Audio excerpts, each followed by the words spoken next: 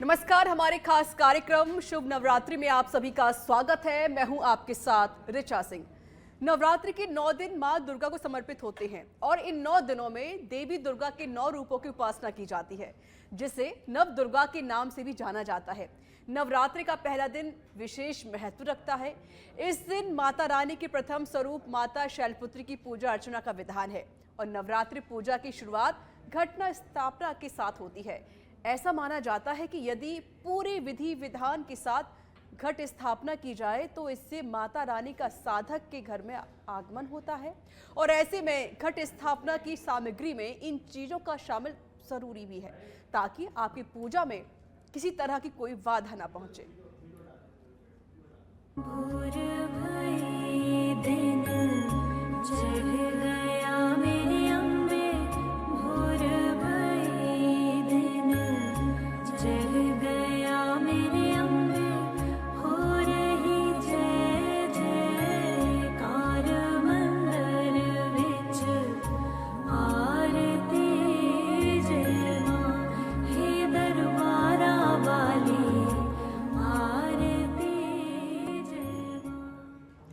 जी हाँ, नवरात्रों की शुरुआत 3 अक्टूबर से होने जा रही है, जिसको लेकर तैयारियां भी पूरी कर ली गई हैं।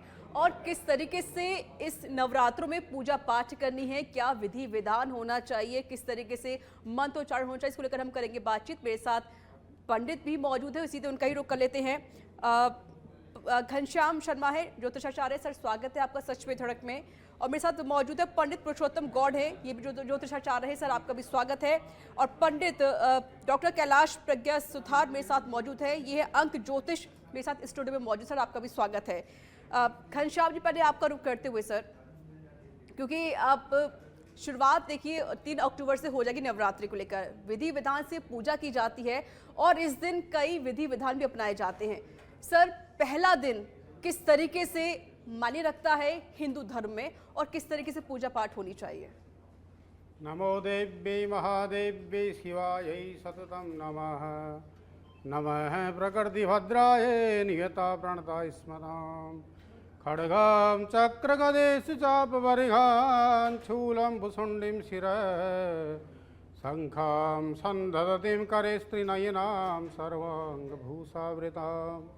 नीलाश्मैदुतिमासिपादिदस्कां सेवे महाकालिकां। यामस्तोत्वस्मिते हरौ कमलजो हन्तुं मधुं कीटभम्। या देवी सर्वभूतेषु लक्ष्मीरूपेण संस्थिता।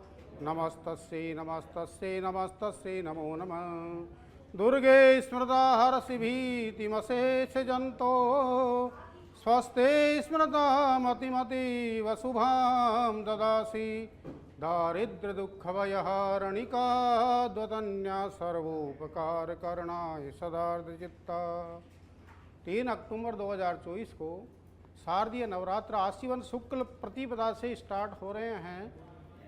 इस दिन का बहुत ही महत्व है। भगवती की आराधना की जाती है। नवचंडी दुर्गा देवी की आराधना के लिए ये 9 दिन बहुत ही उत्तम माने गए हैं। इसमें सर्वसिद्धि काल, सर्वसिद्धि योग के साथ साथ इसमें जो भी साधक अपनी इच्छा जो भी करेगा उसकी कामना अवश्य ही सिद्ध हो जाती है। आश्विन शुक्ल प्रतिपदा से जो प्रातःकाल का ब्रह्म मुहूर्त के साथ जो चौगड़िया रहेगा, द्विस्वभाव लगन, देवी महापुराण में कहा गया है कि प्रातःकाल ही भगवती की स्थापना करना सर्वोत्तम माना गया है। क्योंकि प्रातःकाल 6:24 से 8:46 तक प्रातःकाल द्विस्वभाव कन्या लगन रहेगा और उसमें शुभ का चौगड़िया रहेगा।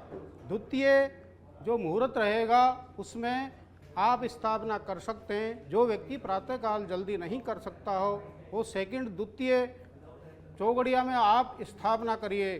दूसरा 11:52 से 12:39 तक बहुत ही शुभ मुहूर्त है। उसको कहते हैं अभिजित काल, सर्वसिद्ध काल होता है अभिजित का मध्याह्न में। इसके अलावा एक और विशेष मुहूर्त है जिसमें चौगड़िया के अनुसार देवी पुराण में कहा गया है कि इस चौगड़िया में भी आप स्थापना कर सकते हैं। 10:48 से लेके 3:12 तक ये चार लाभ अमृत का विशेष चौगड़िया रहेगा। इसमें आप देवी स्थापना करें, क्योंकि चित्रा नक्षत्र 3:12 से शुरू हो जाएगा, इसलिए चित्रा नक्षत्र वर्जित है। वेदरती योग में भी स्थापना नहीं होती है, तो वेदरती योग नहीं आ रहा है। चित्रा नक्षत्र 3:12 पे स्टार्ट होगा। उसके पहले आप सभी भक्तगण सच बेधड़क पे जो देख रहे हैं उनको मैं नमस्कार करता हूँ। शारदीय नवरात्रा सबके लिए मंगलमय हो, आनंदमय हो, और इसी मुहूर्त में आप स्थापना करके भगवती की आराधना करेंगे। आज हम बताएंगे कि स्थापना कैसे की जाती है। प्रातःकाल के मुहूर्त से लेकर के आप मध्याह्न तक, सायं तक 3:12 तक आप स्थापना करेंगे, लेकिन प्रातःकाल स्नान आदि से शुद्ध वस्त्र पहन करके संध्या गायत्री करने के बाद आप आसन पर बैठ जाइए, भगवती का आवाहन करिए। आवाहन में विशेष मंत्र बोले जाते हैं। क्या आवाहन के मंत्र रहेंगे? या श्री ही स्वयं सुकृतिनां भवनेश्वलक्ष्मी पापात्मनां कृतधियां हृदय सुबुद्धि श्रद्धा सतां कुलजन प्रभवस्य लज्जा तां त्वां नतः स्म परिपालय देवी विश्वम। आवायाम स्थापयामि। एक चौकी पर लाल वस्त्र बिछा करके अक्षत से अष्टकमल बना दीजिए, उस पर कलश स्थापना करिए। कलश के अंदर रोली रख सकते हैं, एक सिक्का रख सकते हैं, चांदी का हो सकता है, चलित सिक्का हो सकता है, और उसके ऊपर एक नारियल लगाएंगे, कुमकुम लगा करके अच्छी तरह वेष्टित करेंगे उसको। उसके आगे एक तस्वीर लगाते हैं भगवती की, नवचंडी की। उसके बाद नारियल के ऊपर आम के पत्ते लगाते हैं, वस्त्र लगाते हैं, भगवती को 5 वस्त्र चढ़ाते हैं, साड़ी, ब्लाउज, पेटीकोट, चूड़ियाँ, विशेष सामग्री जो इसकी श्रृंगार की होती है वो सब अर्पण करके एक चौके पर स्थापना की जाती है। सर्वप्रथम गणेश जी का आवाहन करते हैं। देवं नमामि गिरिजात्मजमेकदन्तां सिंधूरचर्चित वपुष्ट विशालतुण्डं नागेन्द्रमण्डितयुतसिद्धिबुद्धि सेव्यै सदा सुरगणैः सकलार्थिसिद्धयै। सर्वप्रथम गणेश जी की आराधना करने के बाद षोडश मातृका कुल देवी की स्थापना की जाती है। उसके साथ पितरों की पूजा करने के बाद नवग्रह का आह्वान ध्यान किया जाता है। पंचोपचार से पूजा की जाती है, षोडशोपचार से पूजा की जाती है। इसके बाद कलश स्थापना करने के लिए पहले भगवती का आह्वान, जो मेन मध्य में लगा हुआ कलश, उस पर आवाहन किया जाता है। आवाहनम आसनम पाद्यम अर्घ्यम स्नानम, वस्त्र चढ़ा दिया जाता है। वस्त्रांत यदि वस्त्र, यज्ञोपवीतांत यदि आचमनियम गंधम समर्पयामि। अक्षत चढ़ा करके, पुष्प, धूप, दीप, गंध अक्षत लगा करके, अच्छी तरह माला लगा करके भगवती की आराधना करते हैं। और उसके बाद नैवेद्यम निवेदयामि, नैवेद्य का भोग लगाते हैं। नाभ्यासीदंतरिक्ष घूसी रश्नोध्यो समवर्तत पदव्याम भूमि दिशः श्रोत्रात् तथा लोकांग कल्पयन्। इस प्रकार से पंचोपचार पद के नीराजन की जाती है, आरती कर दी जाती है, प्रसाद सब में वितरण कर दिया जाता है। कलश स्थापना करने के बाद भगवती का रात्रि में जागरण किया जाता है। जो लोग व्रत करना चाहते हैं वो एक टाइम फलाहार कर सकते हैं या एक टाइम भोजन भी कर सकते हैं, लेकिन सारा दिन खाना नहीं है, शयन करना है पृथ्वी के ऊपर। बाल और दाढ़ी आड़ी नहीं बनानी है। आप नियमित संयमित रह करके सात्विक भोजन करके भगवती की आराधना करके आप आनंदित हो सकते हो। और दुर्गा सप्तशती के पाठ करने से समस्त कार्य सिद्ध होते हैं। इस प्रकार से प्रैक्टिकल अनुभव है। जो लोग इस प्रकार से नियमित 9 दिन तक भगवती की आराधना करेगा, प्रथमम शैलपुत्री, जय शैलपुत्री की आराधना होती है, उसके मेवे का भोग लगता है, दूध से बनी हुई वस्तुओं का भोग लगता है। इस प्रकार से पंचोपचार पूजा करके भगवती की आराधना करें और सारा दिन निराहार रह करके भगवती के मंत्रों का जाप करें। एक विशेष मंत्र बता देते हैं आपको, सभी कार्य सिद्ध होंगे। सर्वाबाधा विनिर्मुक्तो धन धान्य सुतान्वित मनुष्यो मत प्रसादेन भविष्यति न संशय। इस मंत्र का 108 जाप करते हुए आप सारे दिन इस प्रकार से उपवास करके भगवती की आराधना करें। बिल्कुल, आपने जिस तरीके से पूरी जानकारी दी है पंडित घनश्याम जी, क्योंकि लोग नवरात्रों में कई पूजा पाठ करते हैं, क्योंकि विधि विधान पता नहीं होता, और आपने जानकारी दी तो हमारे जो दर्शक मौजूद हैं जो हमको देख रहे हैं, तो जाहिर है कि वो इसको ज़रूरी समझ पाएंगे किस तरीके से उन्हें पूजा पाठ करनी है। आइए सीधे रुक कर लेते हैं। हमारे सहयोगी प्रमोद हमारे साथ जुड़ गए हैं लाइव। प्रमोद, क्योंकि 3 अक्टूबर से नवरात्रों की शुरुआत और उसके बाद तैयारियां भरपूर की जा रही हैं, कुछ नज़ारा आपके पीछे दिखाई दे रहा है मुझे, जहां तस्वीरें हैं माँ दुर्गा की, और कुछ लोग उन्हें खरीदने के लिए पहुंचे हुए हैं।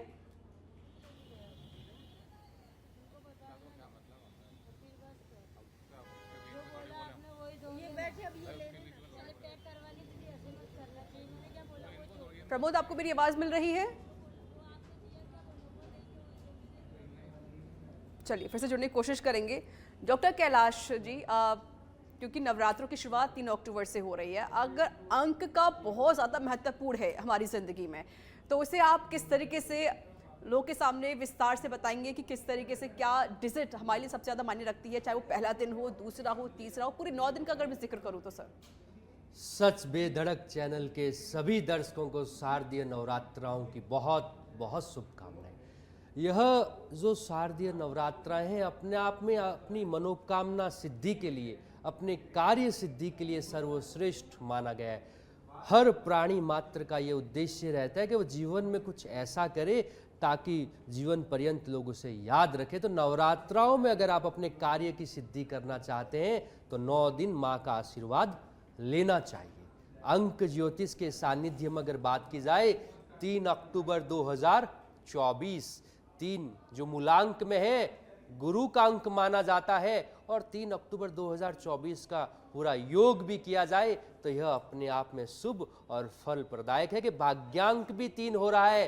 तो मूलांक 3 और भाग्यांक 3, इस तरह से देव गुरु बृहस्पति कल शारदीय नवरात्राओं की शुरुआत में अभिजीत मुहूर्त में विराजमान है। तो जब भगवान विष्णु की आराधना की जाती है, माँ देवी की आराधना की जाती है, तो हर तरह से व्यक्ति विशेष को अपने कार्य में सिद्धि मिल जाती है। चूंकि शारदीय नवरात्राओं की शुरुआत देवगुरु बृहस्पति से हो रही है, भगवान विष्णु से हो रही है, और विष्णु का जो प्रकंड रूप माना जाता है वह प्रभु श्री राम को माना जाता है।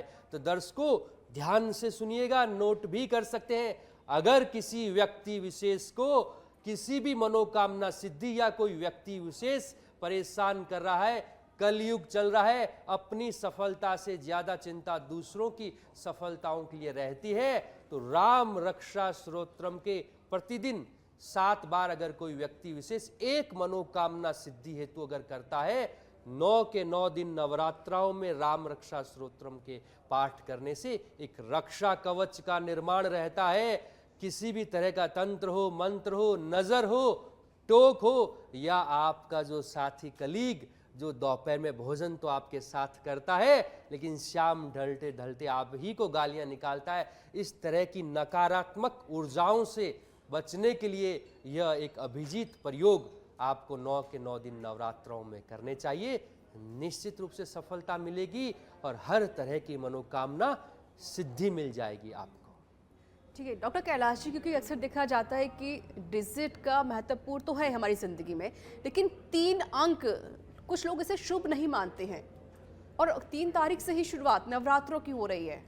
देखिए 3 का अंक गुरु का माना जाता है, और देव गुरु बृहस्पति जो 9 के 9 देवता हैं उनमें गुरु को देवता के रूप में माना गया है। तो 3 का अंक तो सदैव सर्वश्रेष्ठ माना जाता है। किसी भी व्यक्ति विशेष को अगर अपनी जन्म तारीख का ज्ञान न हो तो वह 3 के अंक के मुहूर्त में अपना कार्य कर सकता है।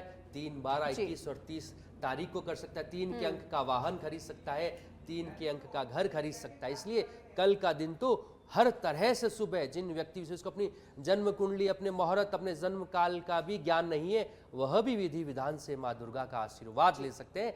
3 का अंक शुद्ध रूप से आपके लिए लाभदायक रहेगा। बिल्कुल, 3 अक्टूबर से नवरात्रों की शुरुआत, और देखिए जगह जगह तैयारियां भी भरपूर की जा रही हैं। आइए सीधे रुख करते हैं अपने सहयोगी प्रमोद का। प्रमोद, तस्वीरें हम देख पा रहे हैं, नवरात्रों की शुरुआत 3 अक्टूबर से और उसके बाद तैयारियां जोरों शोरों पर चल रही हैं। माँ दुर्गा कुछ तस्वीरें भी हम देख पा रहे हैं, कुछ लोग उन्हें लेने के लिए पहुंचे हुए हैं। एक बार उनसे बातचीत कीजिए और थोड़ी तस्वीरें भी दिखाइए वहां की।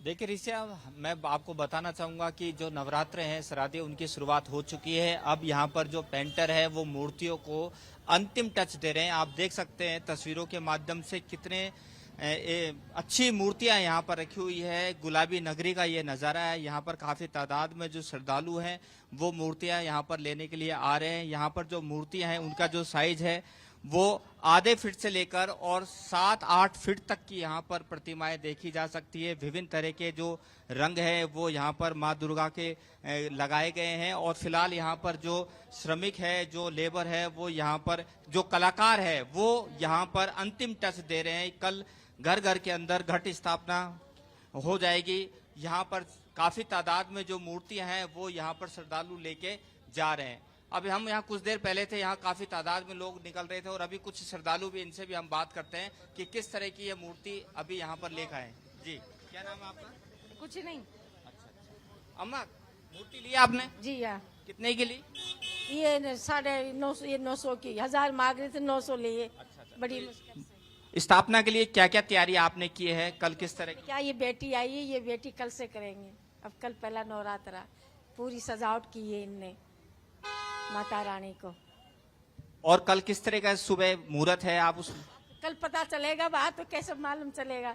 अब ये थी बेटा ही जानेगा, मेरे को इतना वो नॉलेज नहीं है। देखो बेटा, देखिए लगातार जो श्रद्धालु है वो आ रहे हैं और अपने रीति रिवाज के अनुसार जो है वो मूर्ति अपने ग्रह नक्षत्रों के अनुसार साइज की मूर्ति यहाँ के लेके जा रहे हैं और विधि विधान के अनुसार अपने रीति रिवाज के अनुसार मूर्ति स्थापना करेंगे। और कल से घर घर के अंदर जो मूर्तियां हैं उनकी स्थापना हो जाएगी और इस बार 9 की जगह 10 नवरात्रे आयोजित किए जाएंगे। 10वीं के दिन दशहरा का जो पर्व है वो मनाया जाएगा। ऐसे में जो तैयारी है वो जोरों पर है। पूरे देश के साथ साथ गुलाबी नगरी के अंदर भी नवरात्रों की तैयारियां हैं वो अंतिम रूप यहाँ पर दिया जा रहा है। जी रिचा, बिल्कुल, देखिए तैयारी को अंतिम रूप यहाँ पर दिया जा रहा है। लोगों में खासा उत्साह भी देखा जा रहा है।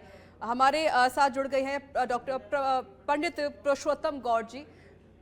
चलिए फिर से इनका रुख करेंगे, वो शायद इनका संपर्क टूट गए हमारे साथ। पंडित घनश्याम जी, क्योंकि आपने जिस तरीके से पूरी जानकारी दी, किस तरीके से पूजा पाठ करनी है और किस तरीके से माँ की स्थापना करनी है, ये 9 दिन हमारे लिए बहुत ज़्यादा महत्वपूर्ण होते हैं। साल भर से उनका इंतज़ार किया जाता है कि माँ हमारे घर में आएंगी और सुख शांति भी हमारे घर में आएगी। अगर हम बात करें पूरे 9 दिन को लेकर, को उस 9 दिन में कौन से दिन में कौन सा कलर पहनना चाहिए? देखिए, 9 दिन के अंदर जो भगवती की आराधना करते हैं साधकगण, विशेष करके तो लाल वस्त्र पहनने का विधान विशेष है, क्योंकि भगवती स्वयं ही लाल वस्त्र में वेष्टित रहेगी और लाल चुनरी पहन करके पूरी सजी धजी 16 श्रृंगार से युक्त माँ भगवती का आवाहन किया जाएगा। क्योंकि माँ जब भगवती आती है तो समस्त देवगण साथ चलते हैं, अकेली थोड़ी आती है। कोई बड़ा मिनिस्टर वगैरह आएगा तो अकेला थोड़ी आएगा। तो भगवती के साथ 52 भैरू, 64 योगनियाँ एवं नवग्रह देवता और कुल की देवी साथ रहती है। तो ये मंडल पर जो विराजमान करते हैं उसे समस्त ग्रहों के अनुसार एवं भगवती के कौन से वस्त्र चढ़ाए जाते हैं और कौन सा पहना जाता है आपको हम बताते हैं। इसमें हमने बताया था कि स्थापना 3 चौकी पर लगाई जाती है। पहली चौकी पर लाल वस्त्र लगेगा, बीच की पे पीला वस्त्र लगेगा और लास्ट में नवग्रह की जो चौकी होती है उस पर सफ़ेद वस्त्र लगा करके कलश की स्थापना करते हैं।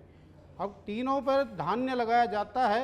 भगवती के प्रथम चौकी पर लाल वस्त्र पर धान्य, जो षोडशोपचार की पूजा करेंगे 16 मातृकाओं की, वो गेहूं से बनेगा, बीच में दाल से बनेगा एवं नवग्रह अक्षत से बनेंगे। लेकिन अक्षत से अष्टकमल बना करके हम जो स्थापना करते हैं उसमें एक विधि ये भी है कि सर्वप्रथम एक पात्र लेवे, उस पात्र के अंदर 7 तरह का अनाज या केवल यव ले करके उसके अंदर बुआ जो बो देते हैं। उस जोग के अंदर 9 दिन तक की शक्ति का पता लगता है कि माँ की कैसी तुम आराधना कर रहे हो। प्रथम दिन लाल वस्त्र पहनना चाहिए, द्वितीय दिन पीले वस्त्र पहन करके माँ भगवती की आराधना करें, तृतीय दिन सफ़ेद वस्त्र पहने और चतुर्थ दिन आप सफ़ेद और दुपट्टा पीला लगा करके माँ की आराधना करें। पंचम दिन भगवती के रक्त वस्त्र पहन करके आराधना करें। सप्तम दिन भगवती कात्यायनी का छठा रूप होता है, उसमें कन्याओं की पूजा होती है, कन्या पूजा करती है, तो कन्याओं की समस्याएं दूर हो जाती है। इसमें आप विशेष ये मंत्र का जाप करेंगे छठे दिन, कात्यायनी महामाये महायोगिन्यधीश्वरी नंदगोप सुतम देवी पतिम में कुरुते नमः। ओम क्लीम क्लीम ओम, आगे क्लीम लगाना, लास्ट में भी क्लीम लगाना। जिन कन्याओं का विवाह नहीं हो रहा हो वो पीले वस्त्र पहन करके माँ की आराधना करने मात्र से इस मंत्र का जाप करिए 108 बार। निश्चित रूपेण आपके 3 महीने के अंदर सगाई संबंध पक्के हो सकते हैं। यह प्रैक्टिकल मंत्र है, एक बार और सुन लीजिए। ओम क्लीं कात्यायनी महामाये महायोगिन्यधीश्वरी नंदगोप सुतम देवी पतिम मे कुरुते नमः। क्लीं ओम 108 जाप करें, भगवती की आराधना करें। यवांकुर जो उगते हैं 9 दिन तक आप उसको देखते रहें, पानी सींचते रहे। इस प्रकार से आपके पूरा मनोकामना सिद्धि के लिए 6ठे दिन आपको रक्त वस्त्र और पीले वस्त्र पहन करके, 7वें दिन आपको सफ़ेद वस्त्र पहनने, 8वें दिन भगवती का ऐसा कालरात्रि का स्वरूप होता है तो वो आप काले और पीले दोनों पहन सकते हैं। 9वां सिद्धि रात्रि जय, 9वें दिन आपको सफ़ेद वस्त्र और पीले वस्त्र पहन करके माँ की आराधना करें। आसन लाल और पीला दोनों साथ में बिछावे ताकि आपकी सिद्धि बरकरार रहे। जब भी सिद्ध पाठ करके उठते हो, शक्रायन में इंद्रायन में आसन पर लगा करके हृदय पे और मस्तक पे लगाओगे तो निश्चित रूपेण आपकी सफलता मिलेगी। अब आपको एक विशेष मंत्र बताते हुए इसकी सच वेदड़क के सभी जातक गण, सिद्धगण सभी देख रहे हैं, दर्शक गण, उनको मैं एक निवेदन करता हूँ कि नवचंडी का पाठ अगर आप नहीं कर सकते हैं 9 दिन तक तो एक मंत्र का जाप 7 बार उठते रोज करना शुरू कर दीजिए, समस्त कार्य सिद्ध हो जाएंगे। ओम सर्वमंगल मांगल्ये शिवे सर्वार्थ साधिके शरण्ये त्र्यंबके गौरी नारायणी नमोस्तुते। इस मंत्र का 7 बार जप करने मात्र से सभी कार्य सिद्ध होते हैं, मनोकामना सिद्ध होती है।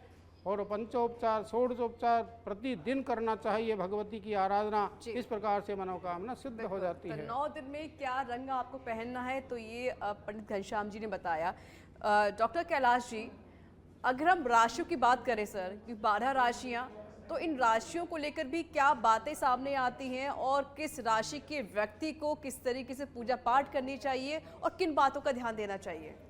देखिए, कल जो 3 अक्टूबर से शारदीय नवरात्राएं शुरू हो रही, राशियों के संदर्भ में, अंकों के संदर्भ में अगर बात की जाए तो जो जितने भी देवग्रह माने जाते हैं उन्हें लाल और पीले रंग के जो वस्त्र रहते हैं वह धारण करने चाहिए। शुद्ध रूप से मूलांक जिस व्यक्ति विशेष की जन्म तारीख 1, 10, 19 और 28 है उन्हें पीले या सफ़ेद रंग के जो वस्त्र हैं वह धारण करते हुए मातेश्वरी की पूजा अर्चना करनी चाहिए। जिनकी जन्म की तारीख 2, 11, 20 और 29 है उन्हें लाल और पीले दोनों रंग से सम्मिलित होते हुए पूजा अर्चना करनी चाहिए। जिनकी जन्म की तारीख 3, 12, 21 और 30 है उन्हें शुद्ध रूप से पीले रंग के जो वस्त्र हैं वह धारण करते हुए मातेश्वरी की पूजा अर्चना, अगर आप शादीशुदा हैं तो जोड़े के साथ करनी चाहिए।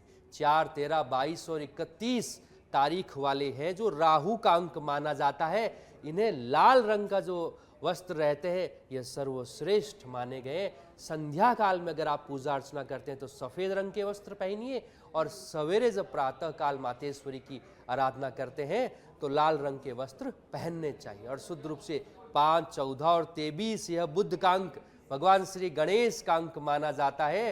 प्रभु श्री गणेश की आराधना करने के उपरांत ही हर पूजा पाठ संपन्न किया जाता है, इसलिए इन्हें लाल रंग, सफ़ेद रंग और हरे रंग की जो धोती रहती है वह अगर धारण करते हुए पूजा अर्चना की जाए तो विशेष कार्य सिद्धि इनकी रहती है। अंक 6 शुक्र का, देवी कृपा का, मातेश्वरी का स्वयं का अंक है। गहरे रंगों का, अगर आप मंत्र साधना के साथ तंत्र साधना में भी यकीन करते हैं, किसी गुरु मंत्र के, किसी तंत्र के मंत्र का अगर प्रयोग करना चाहते हैं नवरात्राओं के अंदर तो लाल रंग के जो वस्त्र रहते हैं पूर्ण रूप से उनको साधते हुए आपको पूजा अर्चना करनी चाहिए। 7, 16 और 25 यह केतु का विदेश यात्राओं, किसी भी व्यक्ति विशेष का विदेश संबंधित कोई कार्य नहीं बन रहा, किसी का वीज़ा नहीं लग रहा, कोई समस्या चल रही है, उन्हें हल्के जो रंग रहते हैं, क्रीम कलर जो हो गया, गोल्डन कलर जो हो गया, सफ़ेद जो रंग हो गया, इनके वस्त्र धारण करने चाहिए। और अंक 8, 17, 26 चूँकि यह शनि का अंक है, 9, 18 और 27 यह मंगल का अंक है। शनि और मंगल की जो युति है सदैव रक्षा करने वाली रक्षात्मक युति मानी जाती है। केसरिया जो रंग रहता है, पीला जो रंग रहता है, इन रंगों के वस्त्र पहनकर आपको विधि विधान से माँ भगवती की आराधना, दुर्गा सप्तशती के पाठ करने चाहिए। यह 9 के 9 दिन नहीं है, 9 मिसाइलें हैं। अगर आपको अपनी सुरक्षा करनी है तो यह मिसाइल दाग दीजिए, शुद्ध रूप से मातेश्वरी का भरपूर आशीर्वाद मिलेगा। बिल्कुल। पंडित पुरुषोत्तम जी भी हमारे साथ जुड़ गए हैं। पंडित पुरुषोत्तम जी, अगर हम बात करें, क्योंकि नवरात्रों की शुरुआत 3 अक्टूबर से हो रही है और तैयारियां पूरी हैं यहाँ पर, क्या ये जो व्रत रखा जाता है 9 दिन तक, तो क्या ये सिर्फ जो शादीशुदा महिलाएं या वो ही रख सकती हैं, या जिनकी शादी नहीं हुई वो भी रख सकती हैं? और कितना मायने ये देखिए, व्रत माना जाता है सर?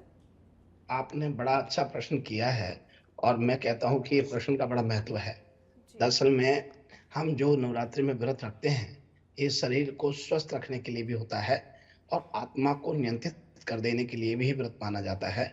और ये आप विशेष तौर पे समझें कि व्रत जो है हम जब करते थे, तो 15 दिन में एक बार व्रत करते ही थे।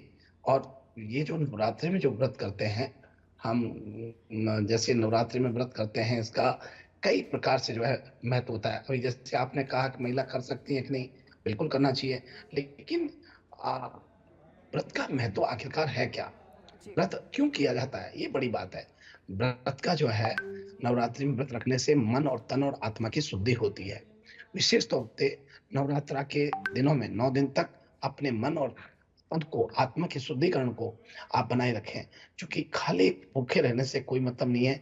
व्रत का उद्देश्य होता है देवी के एक विशेष समय के लिए ईश्वर की जो है उनकी कृपा प्राप्त करने के लिए।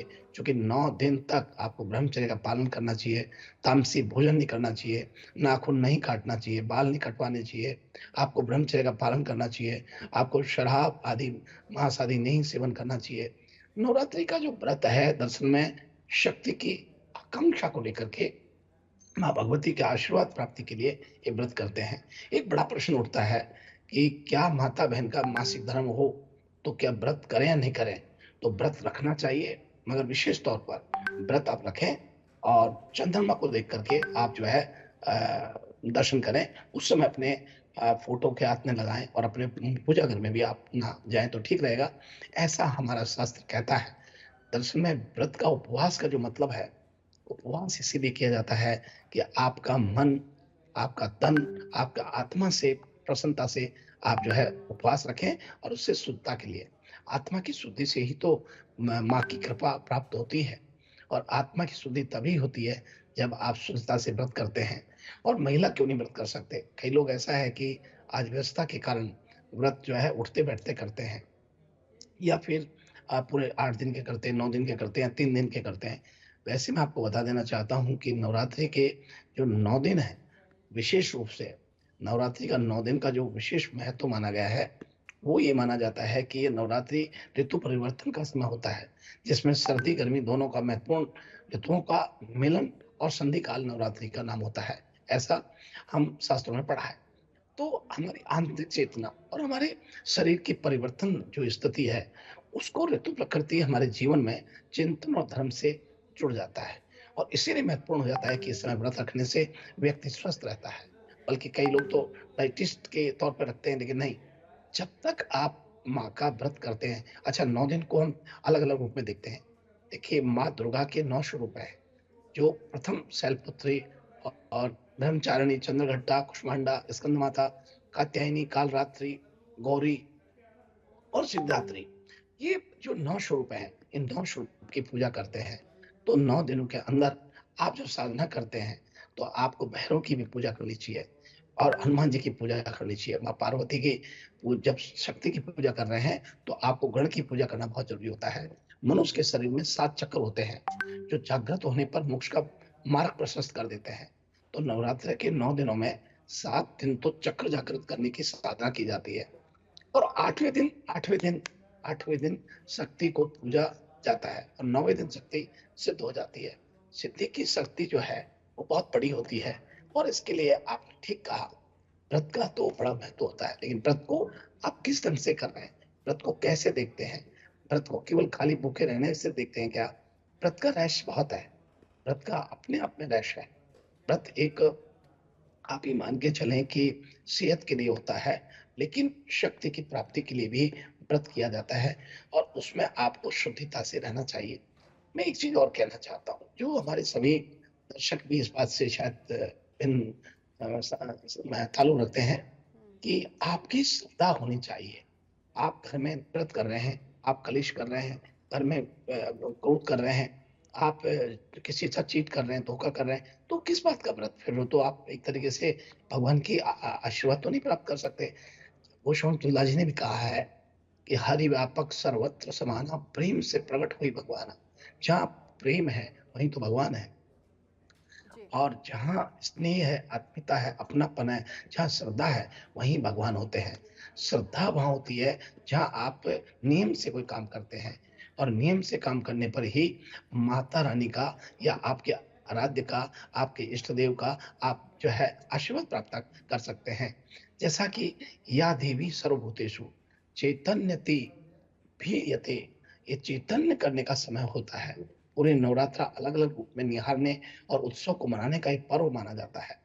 जैसे माँ अपने गर्भ में 9 महीने तक बच्चे को रखती है, वैसे ही हम अपने आप में प्रकृति में रह कर के 9 दिन का महत्व समझें और इसका सृजनात्मकता पूर्ण जो है, हम पूरी तरीके से भाव से, आत्मीयता से 9 दिन हमको शुद्धिकरण रहना चाहिए।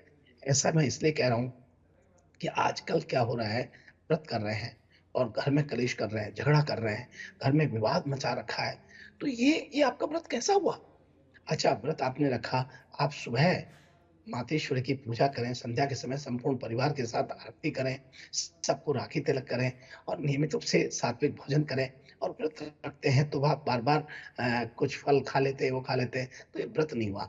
व्रत का मतलब कई लोग तुलसी में भी लेते हैं या एक टाइम भोजन करते हैं। हमारी चेतना के अंदर सतोगुण, रजोगुण और तमोगुण 3 प्रकार के गुण व्याप्त होते हैं, और प्रकृति के साथ इस चेतना को आप जो है नवरात्रि में जागृत कर सकते हैं। तो तमोगुणी प्रकृति की आराधना करते हैं, और जो रजोगुणी होते हैं, वो सतोगुणी, रजोगुणी, ये भी प्रकृति से आराधना की प्रार्थना करते हैं।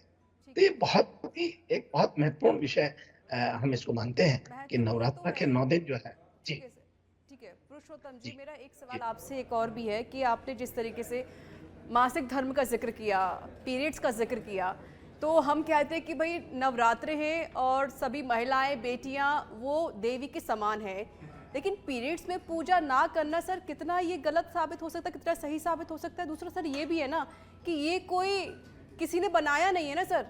अगर हमारी सोच थोड़ी बहुत बदलेगी कि उस टाइम कोई लड़कियां कोई अशुद्ध नहीं होती हैं, उनको हम अशुद्ध नहीं मान सकते हैं, तो पूजा पाठ क्यों नहीं कर सकती उस टाइम वो? देखिए, मैं आपको वही बताना चाहता हूँ, सनातन धर्म में मासिक धर्म के दौरान पूजा व्रत करने को अशुभ नहीं माना जाता है। व्रत करें, आप पूजा, लेकिन आपको चंद्रमा को, मैंने कहा कि ये एक हमारी परंपराएँ हैं, हमारी शास्त्र नीति है, तो उसके आधार पर चलना पड़ेगा। दुनिया का, भारत का, पूरे विश्व का सबसे समृद्ध शास्त्र जो है हमारा ज्योतिष है, हमारा सनातन धर्म है।